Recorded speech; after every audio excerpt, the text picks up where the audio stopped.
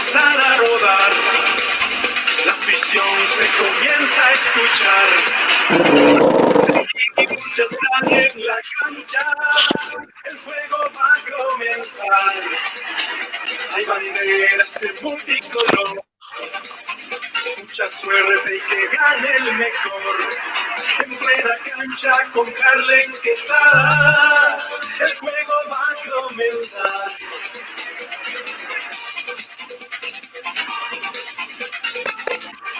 En plena cancha con Harlen Quesada, el juego va a comenzar.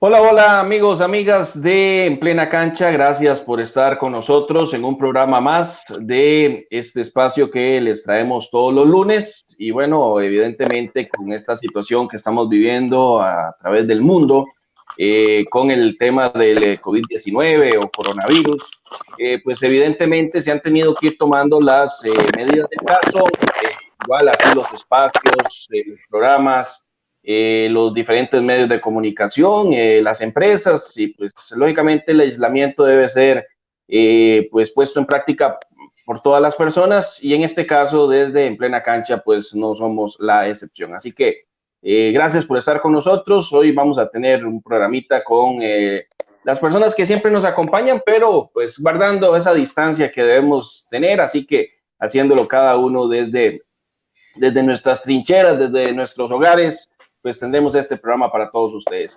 Carlos Garita, ¿qué tal, Carlos? Con todo lo que es la producción del espacio. Carlos, ¿cómo le va?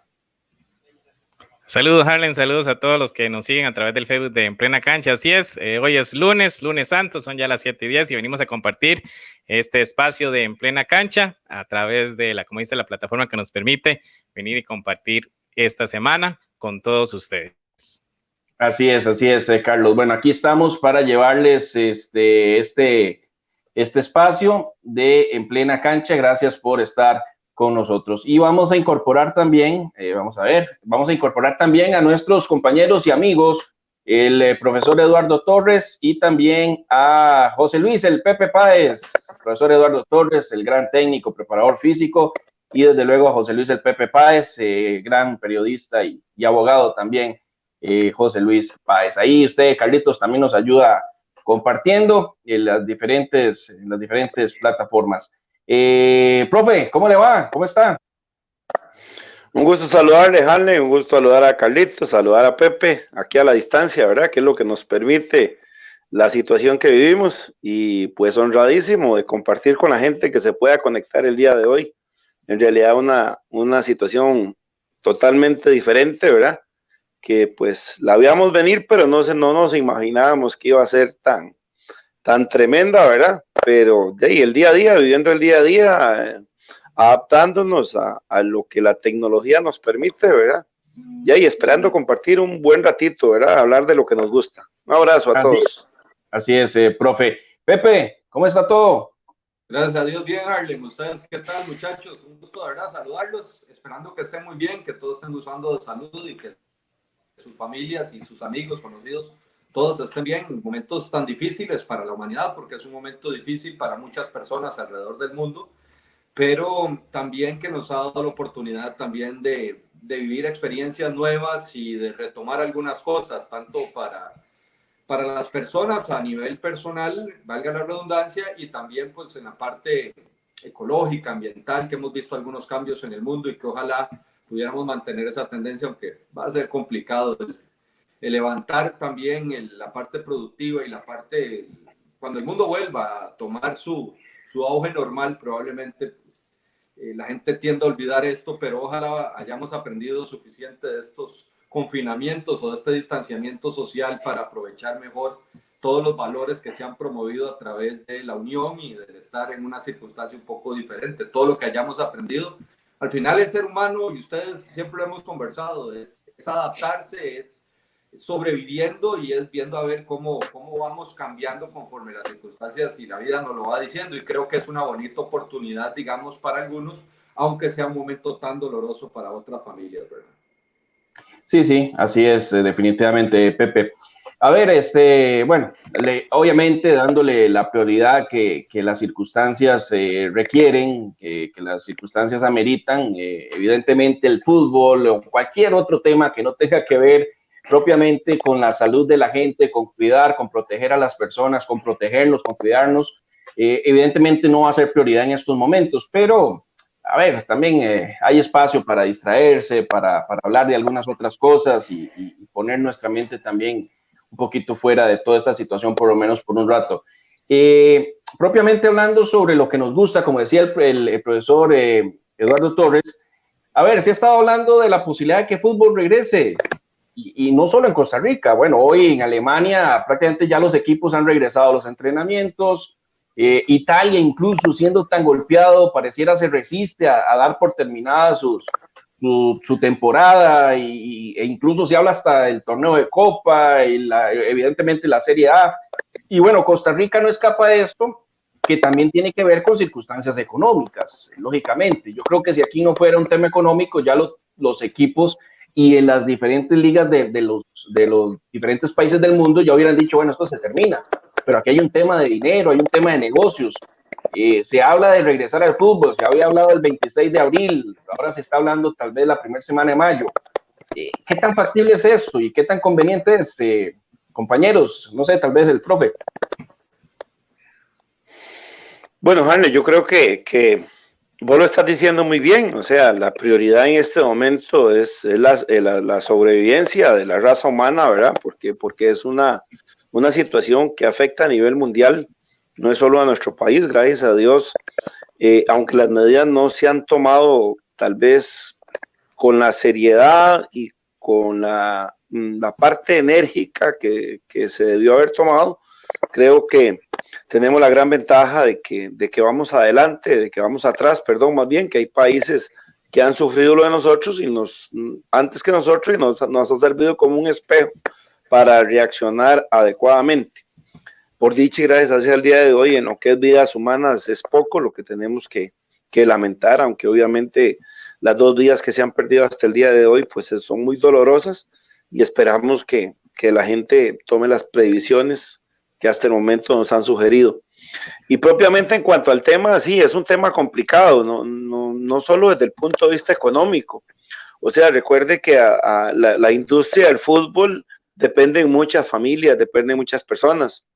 No solo los futbolistas, las familias de los futbolistas, las familias de los cuerpos técnicos, de las partes administrativas, todo la maquinaria productiva que hay alrededor del fútbol, ¿verdad?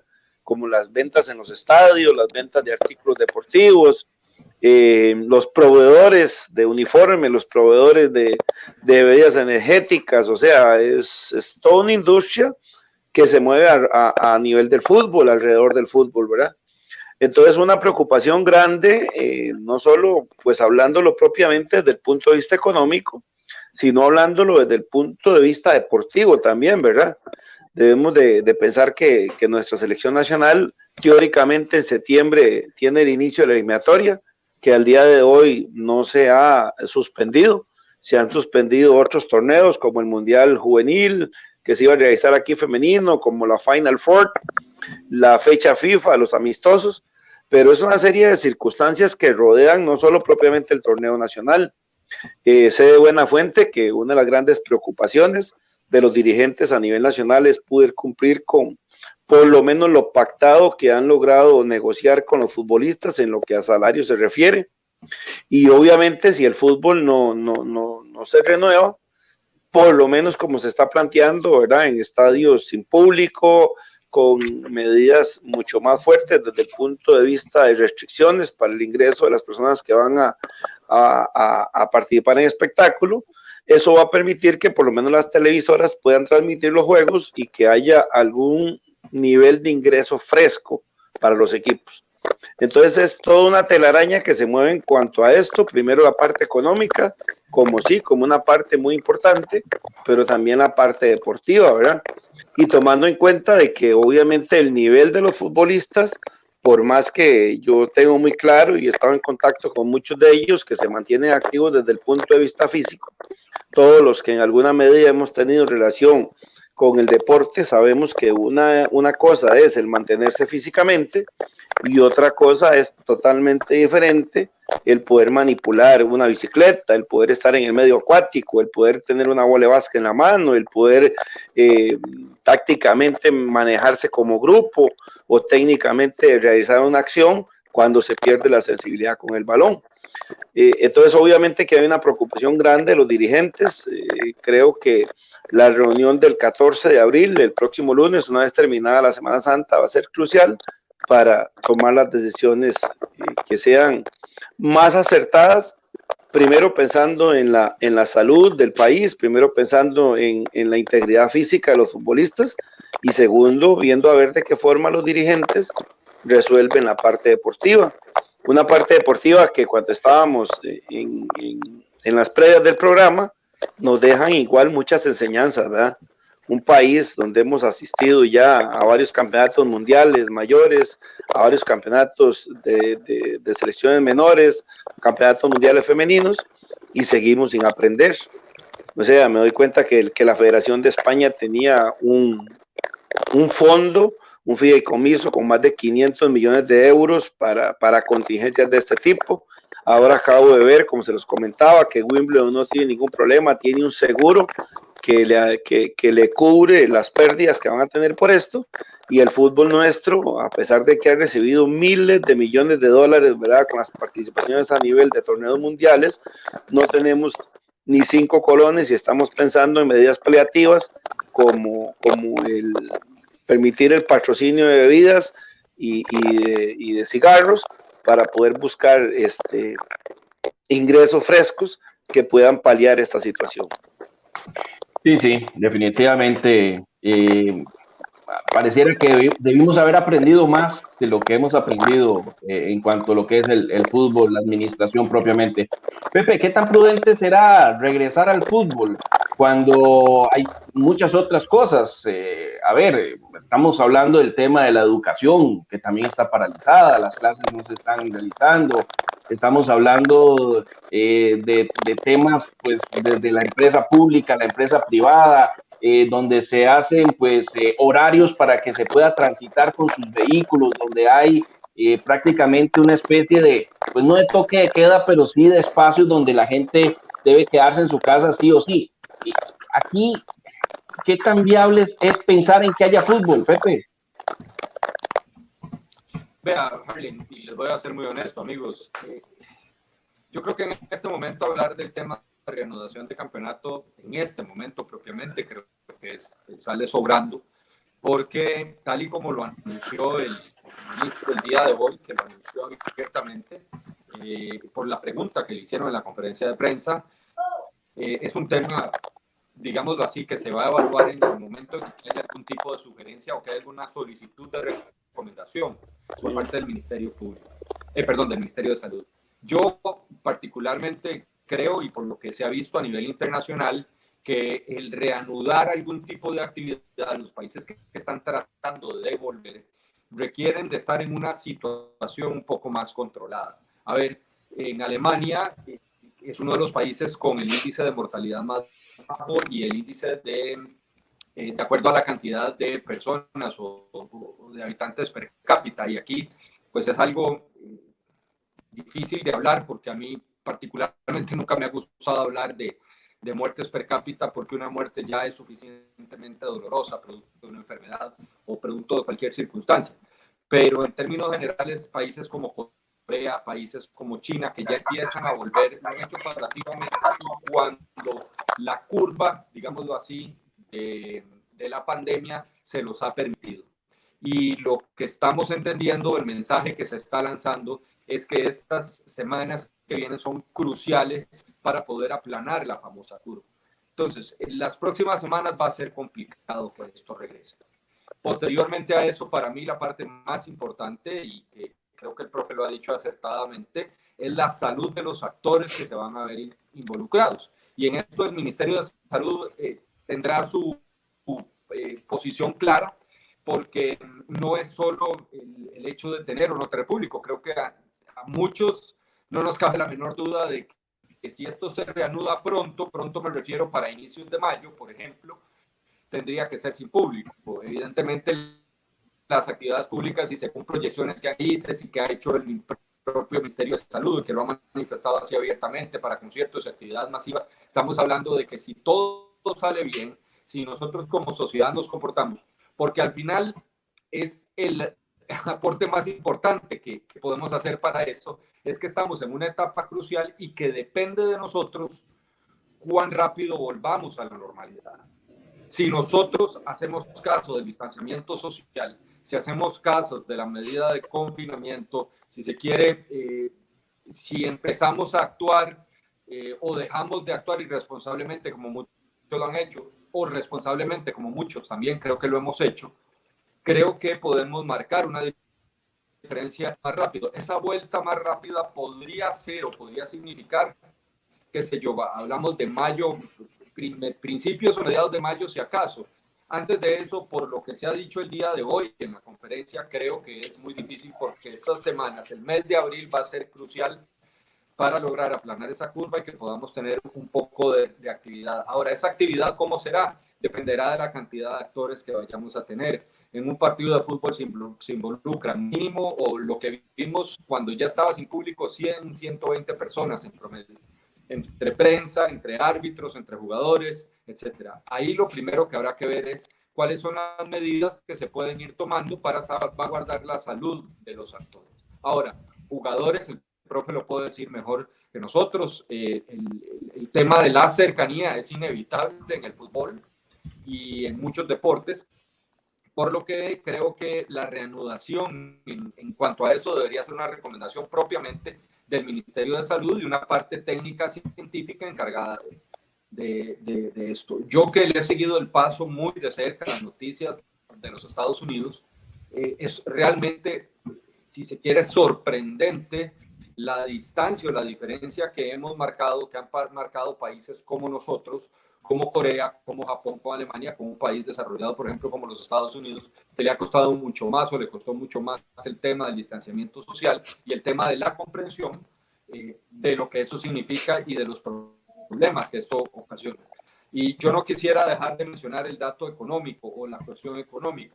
Me parece que también será una de las cuestiones a analizar dentro de todo, pero yo diría que inicialmente el tema salud va a marcar digámoslo así, las fechas o va a marcar los inicios de cuando volveremos básicamente a la actividad del fútbol o a la actividad del deporte organizado.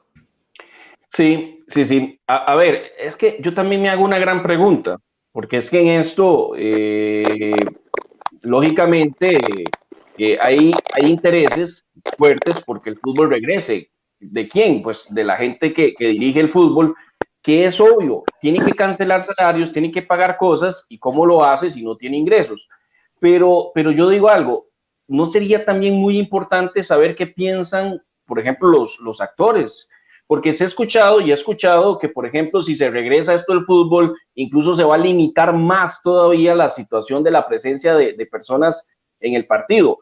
Antes de que se suspendiera el campeonato, se permitían administrativos, se permitía, por ejemplo, la televisión, todo el equipo de televisión, todo lo que era prensa, y se ha hablado de que si esto regresa, no habría solamente las radios, por ejemplo, que están transmitiendo en vivo con personal reducido, reducir el personal de la televisión, que no hayan ni siquiera dirigentes, que solamente los equipos como tal.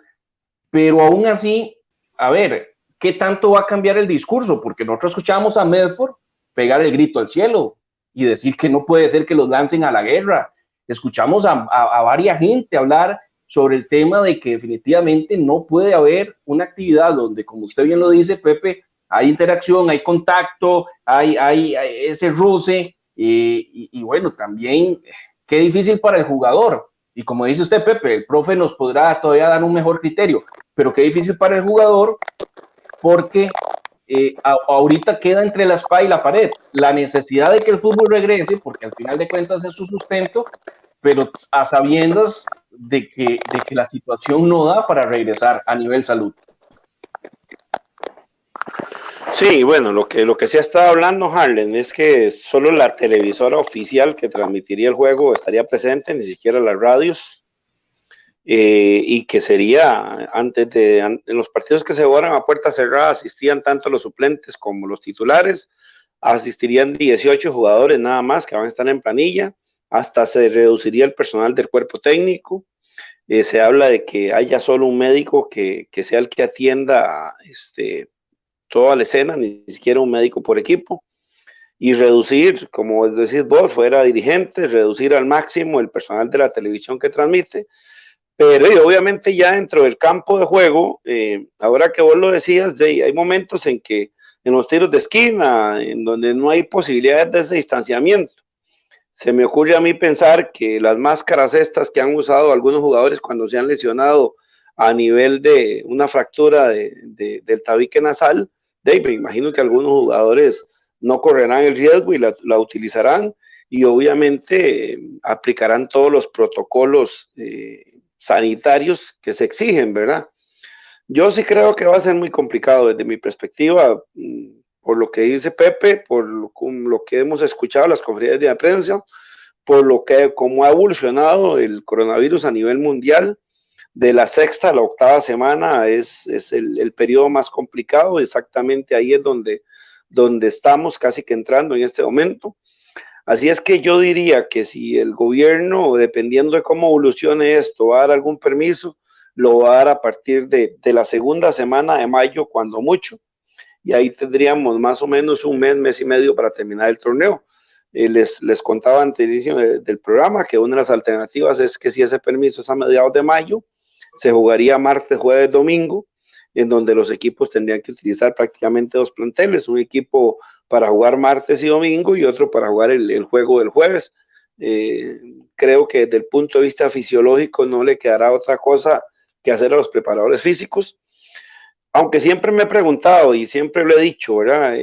Yo creo que el futbolista nuestro y el futbolista a nivel mundial, tenemos grandes ejemplos de grandes deportistas.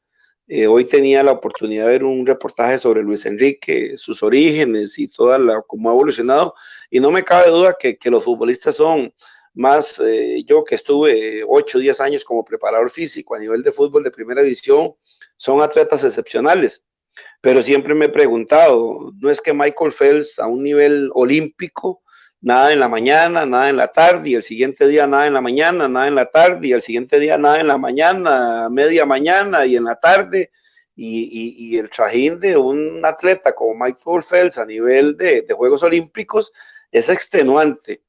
Un deporte tan exigente como el ciclismo, Pepe ahí es mucho más autoridad que mí para hablar de eso, pero son esfuerzos extenuantes de 4 horas y media, 5 horas, y no hay descanso. Al otro día, otra vez, 4 horas y media, 5 horas y media.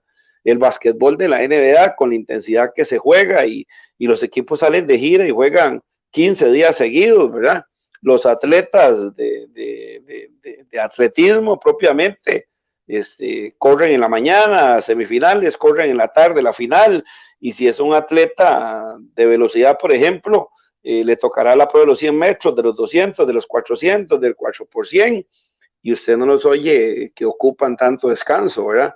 Entonces yo creo que habrá que ver primero cuál va a ser la posición del Ministerio de Salud, y a partir de ahí ya los dirigentes van a tener que sortear las circunstancias como les vengan. Sí. Bueno, eso es un planteamiento, ¿verdad? Jugar martes, jueves, domingo, básicamente con ese formato en 2 semanas se terminarían las fechas de la temporada regular y pues ya quedaría el tema de semifinales y finales. No sé si antes de escuchar a Pepe, no sé, Carlos, si usted también sobre esto del formato, ¿qué piensa? ¿Qué tan conveniente puede ser? Saludos, Harlen, saludos a todos. Es algo que, como bien decía antes el profe, el reglamento pues dice ya sí se tiene que jugar y no se puede cambiar porque ya el reglamento está aprobado. Escuchaba, no sé si era en Argentina, en donde que estaban diciendo de eso, los tiros de esquina, saque libre, ok, regresemos al fútbol, pero sin tiros de esquina ni tiro libre. Entonces suena un poco extraño cómo porque es parte del fútbol. ¿Cómo van a cambiar la regla ahora para que no haya ese tipo de contacto? Uno entiende que es el tema de patrocinios, que es el tema comercial, que es el tema de todo, pero lastimosamente no es tan fácil porque al final de cuentas todas las personas quieren también cuidar su salud y el contacto, esperar en Dios que no haya ningún jugador, que no se sabe, que estén manteniendo su cuarentena realmente y no vaya a ser que alguno tenía un familiar o alguien y que ahora se llegue a jugar y pueda más bien contagiar a más de uno. Esperemos que no sea así el caso, pero yo creo que como aficionados, los aficionados queremos ver fútbol, pero yo creo que lo principal también es la salud y es que el momento que digan, sí, mira, ya ahora sí, bajo estas medidas estrictas se puede hacer, yo creo que llegará el momento en que volvamos a disfrutar pues correctamente el fútbol. Sí, sí, sí. Bueno, Pepe, bueno, esto ya son cosas que se dicen que suenan más como, no sé si casi como chiste o como locuras, ¿verdad? Por ejemplo, hablar de un partido donde no hayan tiros de esquina, donde no hayan tiros libres. Pero bueno, son de las cosas que se dicen, ¿verdad? Todo esto provoca que surjan miles de versiones, algunas más sensatas que otras. Porque si a eso vamos, otra posición o otra sugerencia podría ser nada más presentarse a tirar penales. El que gane los penales gana el partido, mi amigo Pepe. Sí, yo creo que el aporte que hace el profe es muy valioso, ¿verdad? En cuanto a algunas de las sugerencias, ¿verdad? Que menciona. La parte de los jugadores, ¿verdad? Que para mí es esencial, y de los actores en términos generales, o quienes se vayan a ver involucrados en la salud. Recordemos que esto va variando, o sea, el tema de la enfermedad de la pandemia ha ido variando algunos criterios médicos y todavía está cambiando criterios médicos al ser un virus nuevo. Obviamente algunas de las cuestiones médicas que tradicionalmente se han visto de determinada manera no se van a ver igual ahora o no se han visto igual con esta pandemia. Entonces, por ejemplo, el tema de las mascarillas que tan debatido ha sido a lo largo de toda esta pandemia desde el principio y cómo los asiáticos demostraron, Harlem, usted lo recordará cuando estuvimos en el Mundial en el 2002, hace 18 años, era común, eran los asiáticos que tenían algún tipo de enfermedad cubrirse con una máscara precisamente para no transmitir la enfermedad, y que es lo que hoy se está recomendando por parte de, o por lo menos se ha comprobado que no hace daño y que sí puede ayudar un poco el hecho de que las personas asintomáticos que no presentan síntomas, este tipo de personas no transmitan el virus y entonces utilicen algún tipo de máscara o protección. Incluso el gobierno norteamericano ha establecido o por lo menos sugerido que se utilice algún tipo de bufanda o algún tipo de ropa o algún tipo de tela o que se fabrique en casa. No tanto por el efecto, digamos, que vaya a controlar o no la epidemia, pero sí puede ayudar un poco a la propagación. Entonces, ¿por qué? Porque lo que se hizo fue un estudio donde se determinó que y el virus al transmitirse por medio de la saliva, obviamente había partículas muy grandes que a la hora de conversar, a la hora de estornudar o a la hora de toser, esas partículas salían del cuerpo y podían caer en superficies o afectar directamente porque le caigan sean aspiradas a través de la boca o de la nariz o le caiga cerca de los ojos o una superficie, usted se la toca y luego se mete las manos a la cara y entonces así ingresa el virus al cuerpo. Bueno, se logró determinar que con la respiración, incluso con una conversación a cierta distancia o una menor distancia, podría transmitirse también el virus. Es lo que algunos de los científicos a nivel mundial han logrado establecer. Entonces, obviamente esto es algo que está en estudio, no es algo que está comprobado, lo están comprobando porque es un virus nuevo. Esto nos querría decir que la cercanía en el fútbol, me parece que tendría que ser algo así como lo que dice el profe, ¿verdad? A ver si existe una máscara o algún tipo de protección indumentaria, porque uno siempre la ha visto hasta los ojos, ¿verdad? Como cubriendo esta parte de la nariz, los ojos, la cara. Pero ya la parte inferior de la nariz y que te afecta propiamente la respiración es un poco más compleja. Sí, yo estoy de acuerdo con lo del profe y creo que hay una parte interesantísima en esto, insisto, pese al dolor que ocasiona, sí ha obligado a romper algunos paradigmas, ¿verdad? En cuanto a muchas cosas. Uno de esos podría ser, como lo sugiere el profe perfectamente, la preparación física, el tema de la dosificación, El profe pone el ejemplo del ciclismo, que a mí me gusta tanto, y que en las grandes vueltas, por ejemplo, pruebas de 3 semanas con 3.000 y resto de kilómetros, con etapas de montaña pesadísimas, 2, 3 seguidas en algunos casos, pero también con mucha etapa plana donde el ciclista rueda, ¿verdad? No es que no haga el esfuerzo, no es que no recorra los kilómetros, igual es desgastante, pero se dosifica y es un tema de dosificación, ¿verdad? Entonces, efectivamente, el profe que conoce más de la materia debe ser muy interesante para los preparadores físicos el establecer estos métodos y se da esta condición de jugar un poco más seguido en el fútbol y de aprender a romper paradigmas o de entender que existe la dosificación. Yo siempre he sido un partícipe de que las grandes organizaciones, y en esto quizás un poco por la parte de la diversidad deportiva, ¿verdad? Viendo ejemplos en otro lado, ve uno en el béisbol, por ejemplo, que es un poco diferente, es más lento, es cierto, o en el baloncesto, usted ve que se dosifica a través de los cambios de jugadores, se dosifica el tema de las cargas, si se quiere.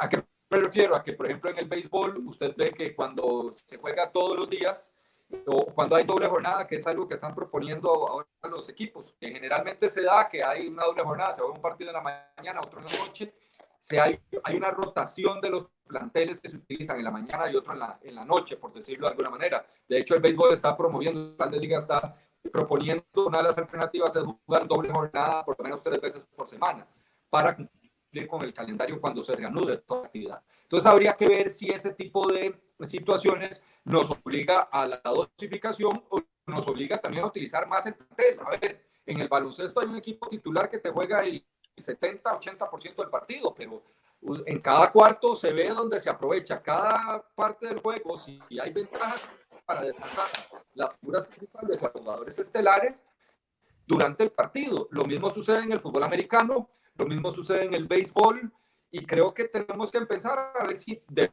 repente puede ser una alternativa en el fútbol, promover 1 o 2 cambios o el reingreso de figuras o de jugadores que han salido, o si no quieren hacer los cambios, sinceramente, abogar un poco más, que a nosotros creo que la promoción de jugadores a través de las divisiones menores no nos va a afectar en mucho. Sinceramente se los digo, yo no creo que nosotros tengamos tantísimos cracks en el medio como para no poder sustituir un par 1 o 2 veces por semana con unos jugadores que creo que les vamos a dar oportunidad y creo que se van a mostrar. A mí me dolió mucho, sinceramente, de lo que más me ha dolido, y perdón por la expresión, es lo de la selección olímpica, porque Luis Díaz, Bernal Alfaro, Brian Rojas, con el nivel que venían mostrando en el campeonato, creo que ya estaban para ganarle puestos a muchos y para competirles a muchos en selección nacional.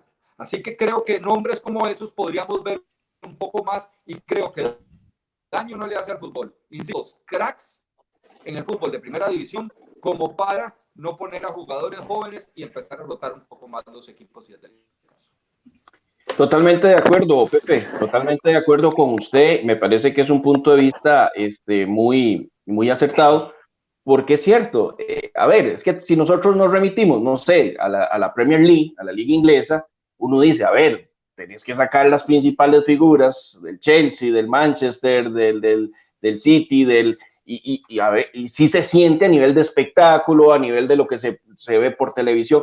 Pero acá en Costa Rica, con todo respeto, yo creo que las principales figuras pueden darle campo a muchachos jóvenes, y cuidado si no más bien refresca, ¿verdad? Refresca, puede terminar siendo esta última fase del campeonato esa oportunidad para ver algunos jugadores nuevos, que todos los equipos lo tienen y que no encuentran ese espacio donde darles oportunidad, y puede ser esta la ocasión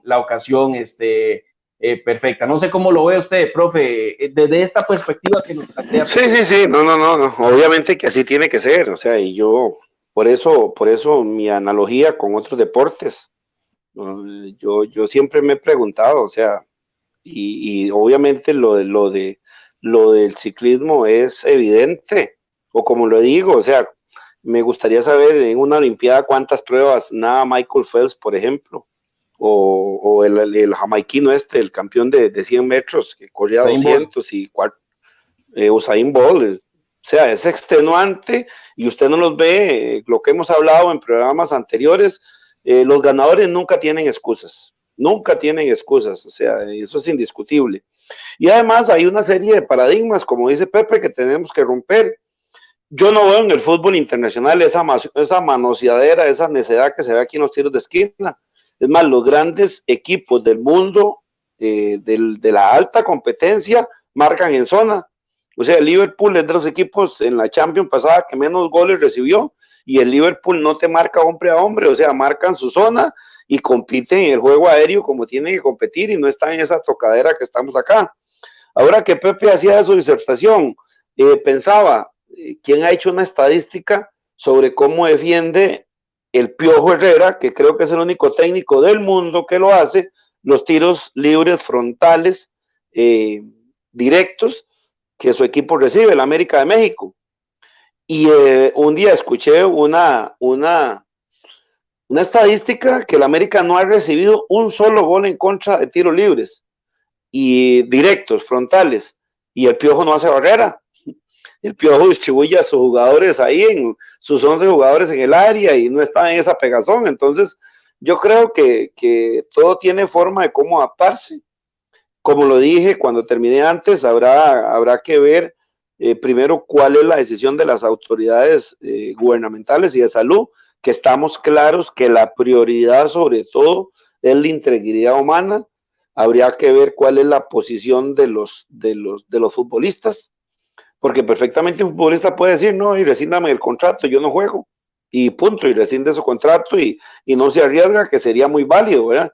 Creo que eso lo harían los futbolistas que tienen una carrera ya consolidada, y no creo que sean muchos los que puedan darse ese lujo, pero me parece que ahí está el meollo del asunto, y sí sería interesantísimo, si hay que jugar martes, jueves y domingo, ver el surgimiento de figuras nuevas, que era uno de los puntos uno de los temas que teníamos para el día de hoy, y que creo que en esa parte podemos ahora retomarlo, en que los técnicos y los dirigentes se atrevan a poner jugadores jóvenes que a final de cuentas los consolidados y los cracks de este momento en algún momento fueron jóvenes y están ahí porque se les dio una oportunidad. No, y los consolidados en este momento, para mayor preocupación, son futbolistas como Cristian Bolaños, que respetando la gran carrera de Cristian, y que es un gran jugador, pero a ver, en este momento probablemente es el mejor jugador del campeonato, Cristian, que está de goleador, que está líder de su equipo, que es el capitán, y uno dice, qué bien por Cristian Bolaños, que tenga una carrera tan amplia, pero no puede ser que nuestro fútbol no haya renovado en ese sentido, porque lo hablábamos, y queda muy bien para introducir el tema, Pepe, profe, Carlos y las personas que nos ven. A mí me llama mucho la atención la edad en la que surgen los jugadores en nuestro país. Hay muchachos de 22, 23 años que nosotros estamos diciendo que son promesas, que estamos esperando a ver qué nos dan. Por ejemplo, Bernal Alfaro, coincido con Pepe, un jugadorazo, pero yo creo que Bernal Alfaro debió haber sido figura desde hace 2, 3 años. Y fue el Carmelita quien finalmente tuvo el valor en aquel proceso que lo terminó llevando a Liga de Ascenso, pero a ver, ¿cuántos jugadores de ese Carmelita hoy son figuras? Y tienen una enorme proyección, pero ellos sí empezaron jóvenes, incluso algunos, repito, pudieron haber empezado hasta más jóvenes. Y estamos poniendo el caso de muchachos que lo hacen muy bien. Yo creo que aquí hay jugadores que se han perdido por lo lento que se ha hecho el proceso para que debuten. Sí, yo estoy totalmente de acuerdo, Harley. Más, yo particularmente le digo, yo lo de Bernal Alfaro lo podemos ver en la final pasada. O sea, Bernal no había jugado en todo el campeonato, porque no había jugado en todo el campeonato con la liga. Prácticamente ese lesionó al inicio del campeonato, es cierto, en las primeras de tanteo. Pero luego de eso él no vuelve a tener acción, si no es hasta la final. Es más, si mal no recuerdo, fue en el primer partido de la final, en el Rosabal Cordero, donde él entra de variante. Y fue el mejor jugador de la liga, y cuidado, si no de casi que toda la final, por el rendimiento que tuvo y por su incidencia, digamos, dentro de su equipo. Yo creo que debemos apostar un poco más por ver figuras. Yo le voy a ser muy franco, yo no voy a culpar a las figuras jóvenes que no han sabido ganar un puesto, pero también entiendo que hay diferencias sustanciales. A ver, lo del gran campeonato de Bolaños es indudable, pero si Randall Leal estuviera ahí, cuidado, y no sería Randall Leal el Cristian Bolaños. Me refiero a la posición, ¿verdad? Y al rol que juega dentro del equipo de Paté. Yo quiero pensar que, por ejemplo, una oportunidad para Luis Díaz en selección nacional como volante por afuera puede ser muy, pero muy provechosa.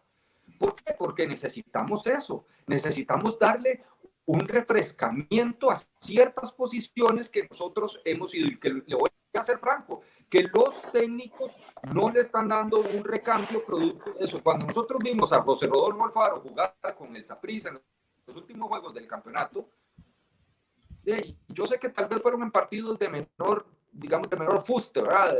O de menor jerarquía, o partidos no tan exigentes, pero bueno, se le vieron cosas muy buenas como para tener tanto tiempo en banca y como para ver otros elementos durante los partidos que no te generan tanto, sinceramente. Y eso ha sido una tendencia. Yo recuerdo en 2001, cuando don Carlos Watson hizo la crítica de que nosotros fuimos al Mundial de Salta, y uno de los grandes méritos de esa selección, aquella de Winston Parks, de Eric Scott, de Warren Granados, de Carlitos Hernández, de tan buenos jugadores que tuvimos en esa época. Y recuerdo que una de las grandes críticas de don Carlos fue: nosotros somos la única selección que tiene un solo jugador, que si mal no recuerdo era Eric Scott, y bueno, Winston, que estaba ya a nivel internacional, pero Eric Scott era el único jugador que era titular en un equipo en primera división. El resto prácticamente no jugaba en primera división, o tenían muy poca participación. El resto de las selecciones de ese mundial en 2001, todos eran jugadores de primera división, y don Carlos decía que ese era uno de los grandes problemas que él enfrentaba, de los grandes retos que tenía esta selección, y logramos superarlo. Pero siempre he creído, por ejemplo, y no me voy a quejar de que Yacone ponga a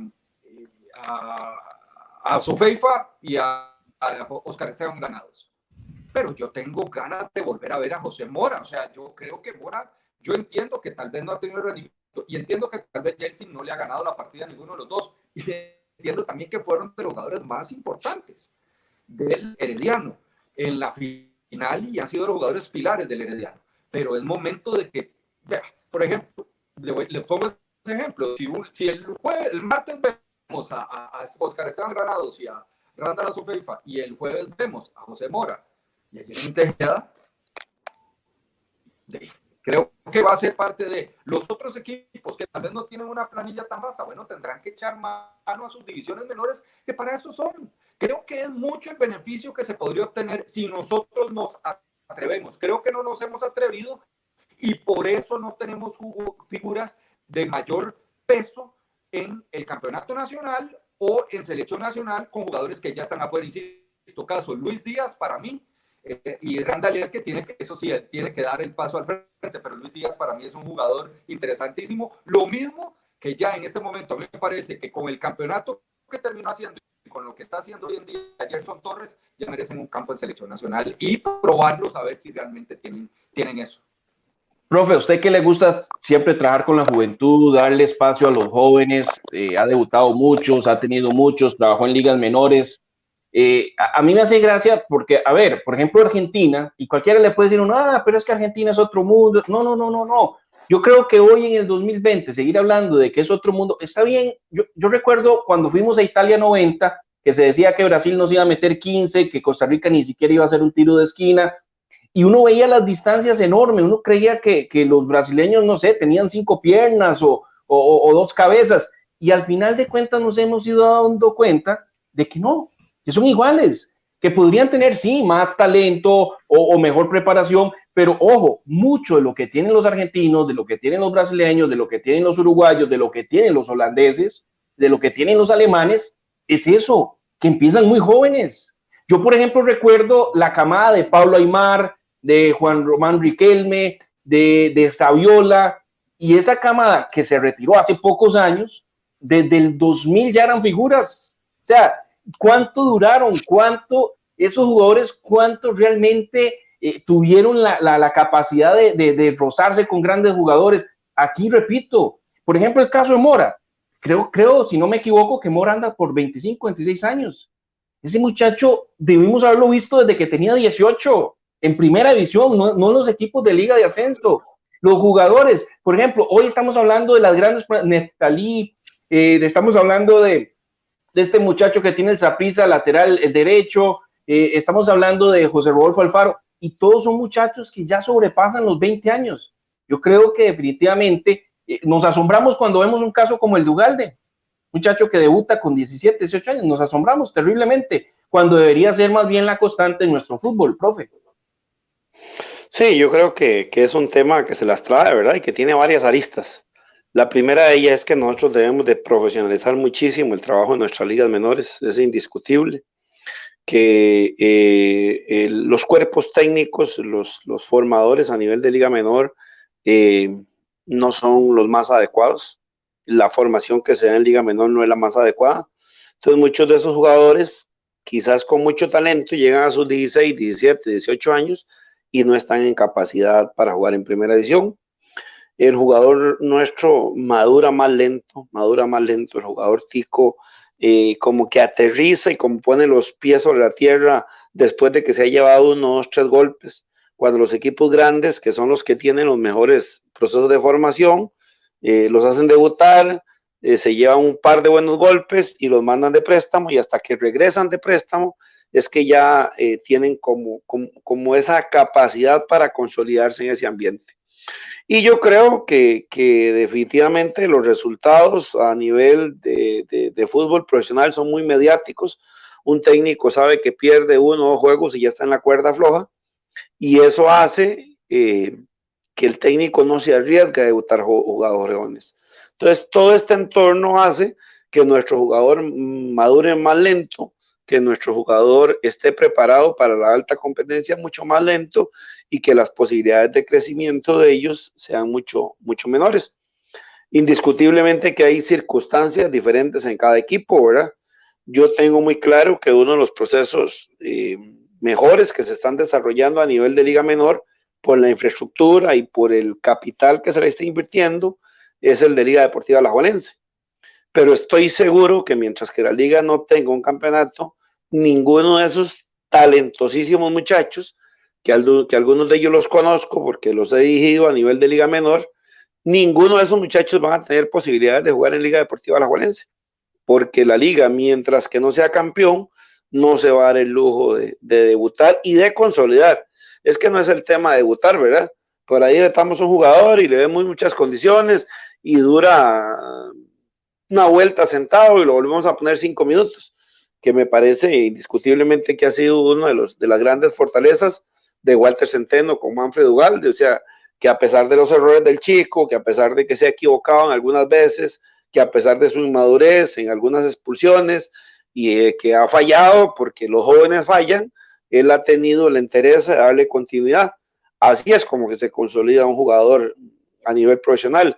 Y conste, siempre he dicho y lo mantengo que de mi punto de vista, no sé si será la posición, yo no le veo grandes perspectivas para el nivel internacional. Hoy lo comparaban con Froilán Ledesma, y a mí que me tocó ver a Froilán Ledesma, me parece que eso es una aberración, ¿verdad? Comparar las cualidades físicas y técnicas que tenía un jugador y la envergadura física, que lo que le faltó fue la parte mental indiscutiblemente, pero todo esto termina haciendo en que el jugador nuestro madure más lento, el que el jugador nuestro debute, tenga la posibilidad realmente de consolidarse de forma más lenta que lo que todos quisiéramos.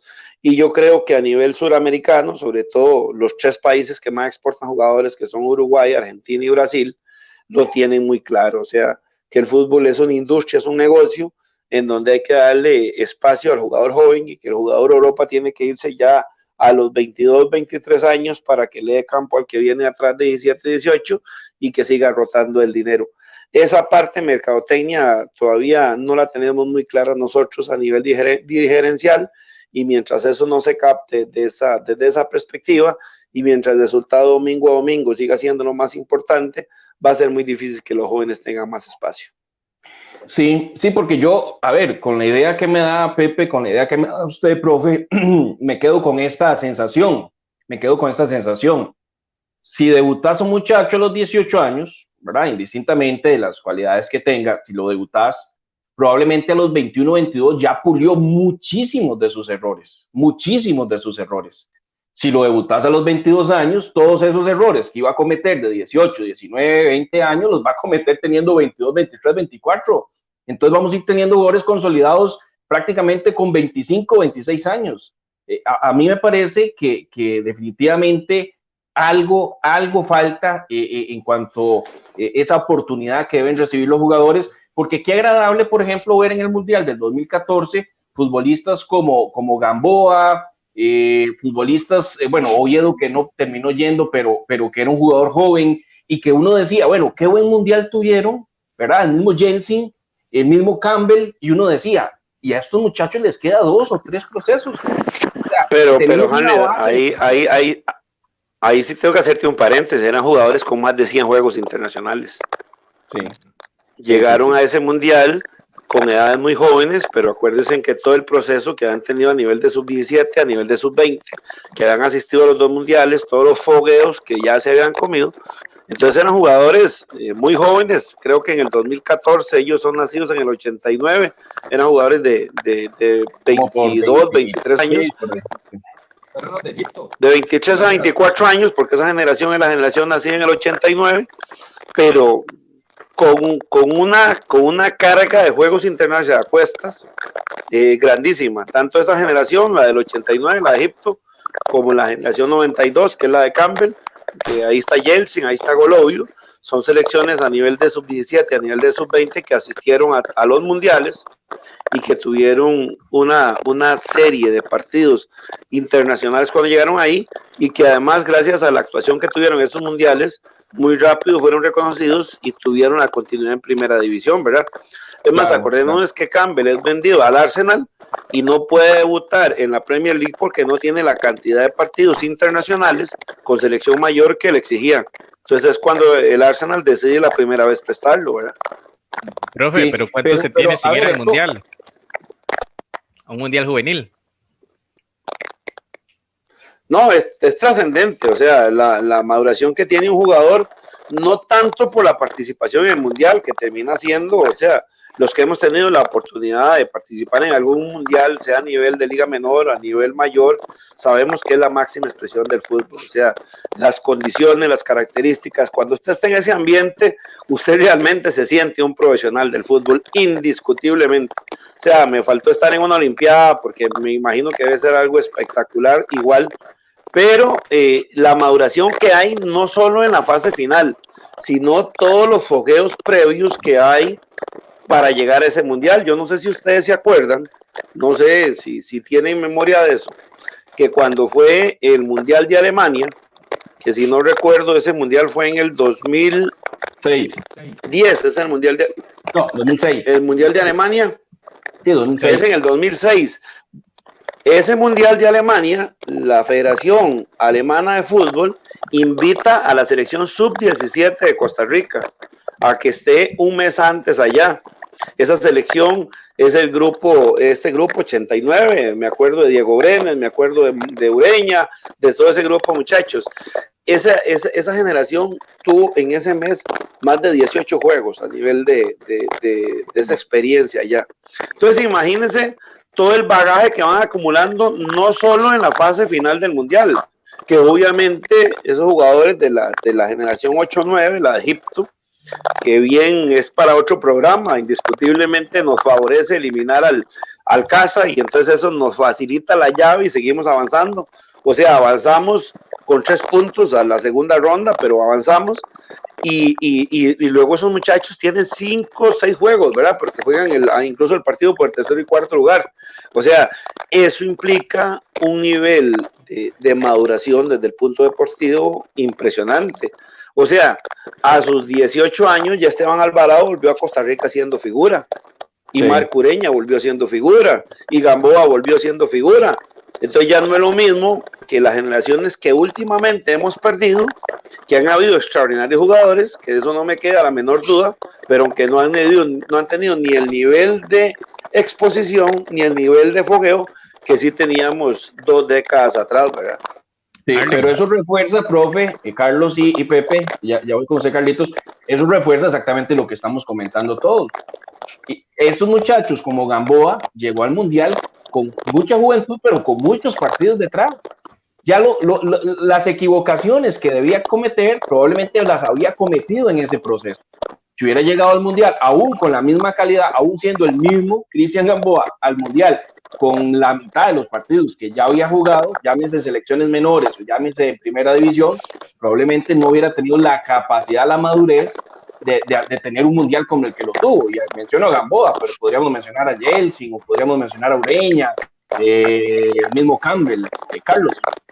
No, algo que se da mucho y es que a veces hay talentos, digamos, fuera del área metropolitana, en Guanacaste, en Punta Arenas, zona sur, Caribe y todo eso, pero hey, como son de esas zonas, tal vez no se explotan o no se ven y se pierden muchas veces. Algunos les dicen, mira, es que tiene que irse un equipo grande para que sea y ser convocado a selecciones y todo ese tipo de cosas. Pero ¿qué es lo que pasa también? Cuando se está en un equipo grande, y bien lo dice el profe, no se le da la oportunidad.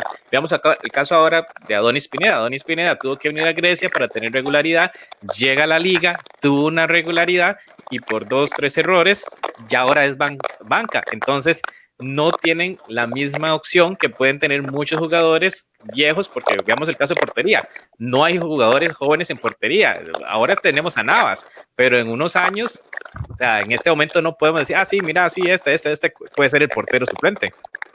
Los errores, a ver, lo que hablamos de los errores, probablemente esos errores Pineda los comete en Grecia y hoy seguiría siendo titular de Grecia. Probablemente los comete un equipo, no sé, como el Santos, como el Pérez, y probablemente seguiría siendo titular. Los comete en Saprissa o los comete en la Liga y termina costándole el puesto, aunque también ese es el termómetro para saber de qué están hechos. Yo creo que Carlitos menciona un tema muy importante, Harlem, que es el tema de las visorías fuera de la meseta central. Es un tema que no toda la gente tiene la vocación y que obviamente es más fácil ir a Saprissa, a la Liga, a Heredia, a Santos y ver los jugadores que hay ahí y armar las selecciones.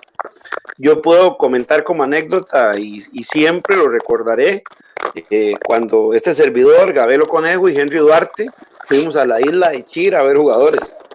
Y anecdóticamente les cuento que llegamos y la marea había bajado y la lancha se quedó 200 metros antes de llegar al puerto en Isla Chira.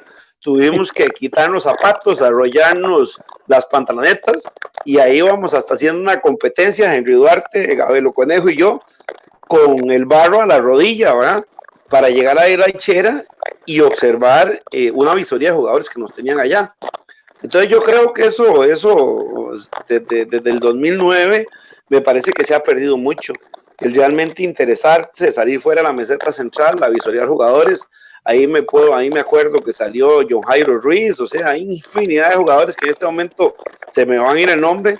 Jelsin Tejeda, lo vi una mejenguita, ni siquiera en el Juan Gobán, porque en el Juan Gobán habían citado a los que le interesaba a la Sodeli que viéramos, y a mí se acercó una persona y me dijo que los mejores chiquillos estaban en una mejenguita en Cieneguita, que simplemente nos habían invitado y me tomé la molestia de ir a Cieneguita y en 5 minutos vi un flaco de pelo largo que era totalmente diferente. Entonces yo creo que sí, eso que menciona Carlitos, la visoría a nivel externo del país se ha perdido mucho. Y es una necesidad que rescatemos a los jugadores. Obviamente está muy claro que ahora con los procesos que tienen, yo ayer vi cómo está quedando el proyecto del GAM, de Liga Deportiva Alajuelense, y obviamente que un chiquillo que entre a los 10 años, a los 12 años, ya a los 18 tendrá que ser ya un jugador prácticamente consolidado, con las facilidades de alimentación, de descanso, de estudio, de entrenamiento, de canchas que va a tener.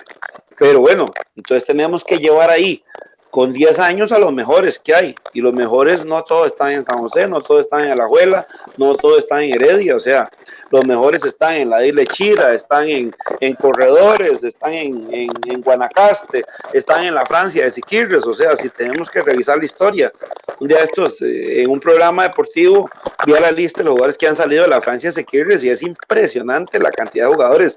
Algo tiene que tener ese pueblo y tenemos que tener ahí un visor que nos recomiende los mejores jugadores que salen de allá y los mejores jugadores que salen de la zona de la costa, que ahí producíamos muchísimos jugadores. Entonces yo creo que también está bien que estemos creando todos esos proyectos, pero que a esos proyectos llevemos realmente a los jugadores talentosos, que tenemos muchísimos. Hoy escuchaba una conversación de Mariano Torres y decía, un jugador que puede hablarlo con criterio, que en Costa Rica hay mucho talento. Él jugó en la MLS y él no observó el talento que ve en Costa Rica.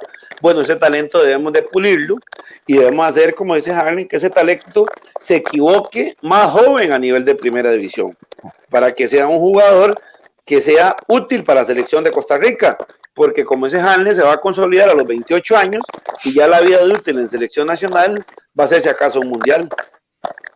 Pepe, un cierrecito, Pepe, ya nos estamos retirando. Sí, nada más voy a poner un par de ejemplos. Jonathan Moya o Jürgens Montenegro. Lo hemos visto en el campeonato a los dos. ¿Cuál de los dos? O sea, si la liga tomó una decisión, prestar a Jürgens, que no está mal. Yo entiendo que el préstamo no está mal. Pero vemos los resultados de...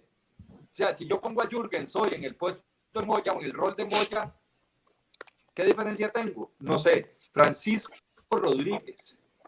¿Cuánto tiempo pasó Francisco Rodríguez sin jugar?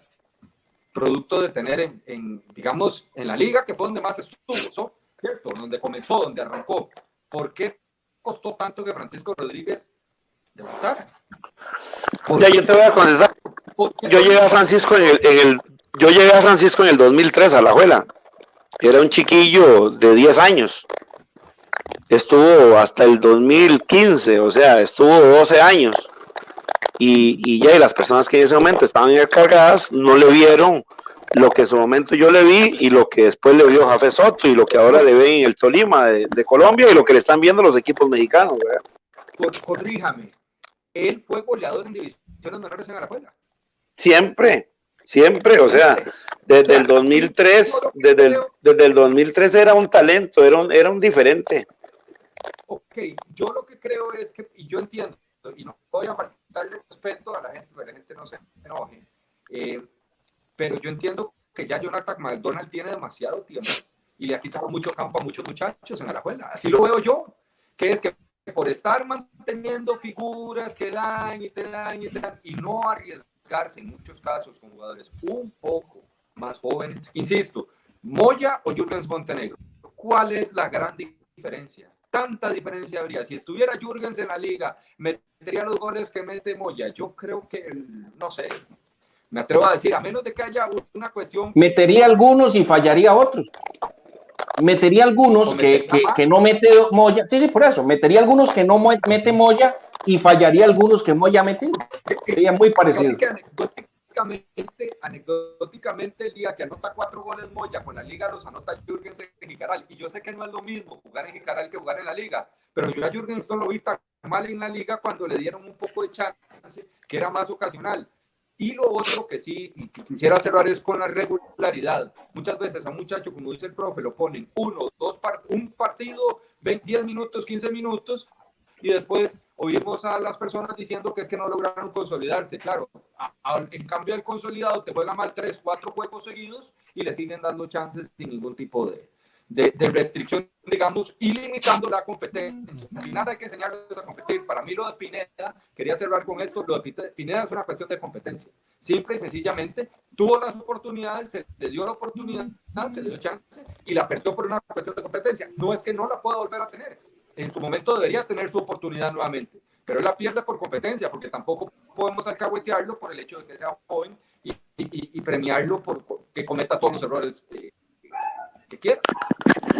Sí, vos lo dijiste con un jugador que pusiste ejemplo, Bernal Alfaro. Bernal Alfaro lo sienta a la liga durante casi 2 vueltas y lo saca a la final Y si Werner Alfaro no tiene el rendimiento que tuvo en la final, probablemente en este momento estarían hablando que fracasó en la liga. Sí, Que así sí, es. ahí debato con vos, no fue el mejor jugador de la final. El jugador más influyente de la final para mí fue Esteban Alvarado, indiscutiblemente. Sí, me refería más a la liga que a Herediano. O sea, fue el mejor Bueno, fue el jugador, indiscutiblemente fue el mejor jugador de la liga por mucho, Bernardo Alvaro, por mucho. No, de la final no. Incluso yo tal vez discrepo con lo de Esteban Alvarado, bueno, que fue uno de los mejores, pero para mí los dos mejores fueron los Azofeifa y Granados. O sea, para mí fueron el dúo, ellos fueron impresionante el trabajo que hicieron para mí. Pero Sí, bueno, indiscutiblemente.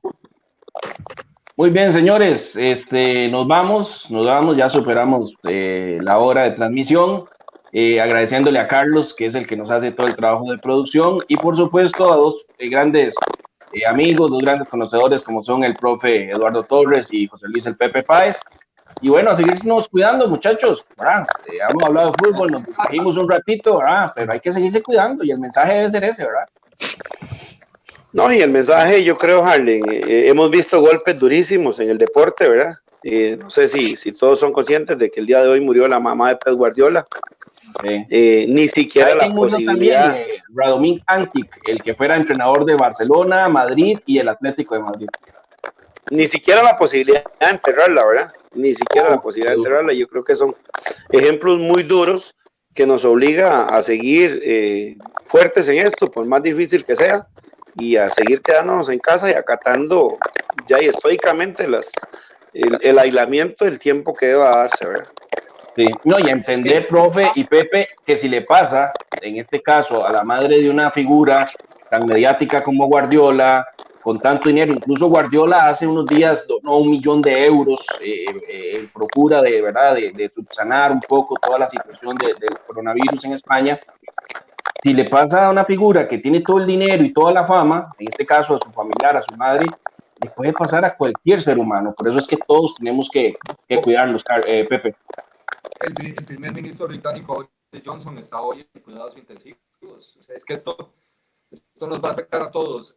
Yo lo que sí quiero hacer y recalcar para ya cerrar es, entre mejor disposición tengamos a acatar las normas y las recomendaciones del Ministerio de Salud, saldremos más rápido de esto. Eso es lo que hay que entender.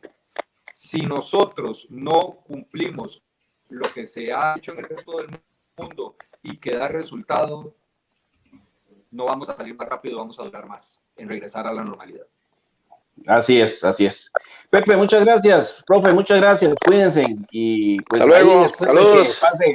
Después de que pase todo esto, hay que hacer un asadito, un programa. A mí se me dio tiempo de tomar el cafecito donde Pepe. Sí. Como 15 días antes de que empezara esto. Sí, aquí podemos venir a ver algunos partidos un día y hacer una carita pasada. Lo seguimos esperando, son los chocolatitos de Hanley, ¿verdad? Se los comió Pepe y Carlitos. Oiga, Carlitos, eso no es cierto. Yo creo, Carlitos. Uno. Yo creo que Hanley no lleva nada. Nos vamos, señores. Muchas gracias, de verdad que sí. A Pepe, a Torres, a Carlos Garita. Si Dios nos da vida, hasta la próxima, el próximo lunes. Muy probable que estemos acá con todos ustedes. Nos vamos. Hasta luego. Abrazos. Sí, a la distancia.